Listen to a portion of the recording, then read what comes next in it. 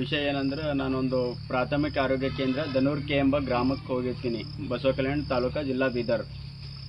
ದನೂರ್ಕೆ ಗ್ರಾಮಕ್ಕೆ ಹೋದಾಗ ಅಲ್ಲಿ 11:30 ಆದರೂ ಡಾಕ್ಟ್ರುಗಳು ಇರೋದಿಲ್ಲ ಅಂತ ನಾನು 13/10/2025 ಹೋಗ್ತೀನಿ. ಅಲ್ಲಿ ಡಾಕ್ಟರ್ ಇರೋದಿಲ್ಲ ಅಂತ ನಾನು ಸುಮ್ಮನಾಗಿ ಮತ್ತೆ ಒಂದು 2-3 ದಿವಸ ಮತ್ತೆ ಹುಷಾರಾಗಿರಲಿಲ್ಲ. ಮತ್ತೆ 16/10/2025 ಮತ್ತೆ ಗೌರ್ಮೆಂಟ್ ಹಾಸ್ಪಿಟಲ್ಗೆ ಹೋಗ್ತೀನಿ.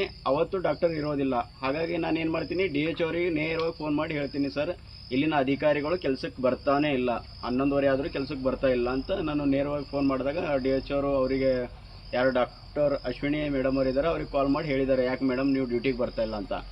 ಅದು ಆದ DH ಅವ್ರು ಫೋನ್ ಮಾಡಿದ 15 ನಿಮಿಷ ನಂತರ ಡಾಕ್ಟರ್ ಅಶ್ವಿನಿ ಅವರ ತಾಯಿ ನೇರವಾಗಿ ನಂಗೆ ಫೋನ್ ಮಾಡ್ತಾರೆ. ಫೋನ್ ಮಾಡಿ ಕೊಲೆ ಬೆದರಿಕೆಗಳು ಹಾಕ್ತಾರೆ. ಏನಂತ ಕೊಲೆ ಬೆದರಿಕೆ ಹಾಕ್ತಾರೆ ಅಂದರೆ, ನಿನಗೆ ಸಾಯಿಸ್ತೀನಿ, ನಿನಗೆ ಕೊಲೆ ಮಾಡೋಕ್ಕೆ ಹೇಳ್ತೀನಿ, ಹಂಗೆ ಹಿಂಗೆ ಅಂತ ನೇರವಾಗಿ ಆಡಿಯೋ ಮೂಲಕ ಫೋನ್ ಮಾಡಿ ಹೇಳ್ತಾರೆ.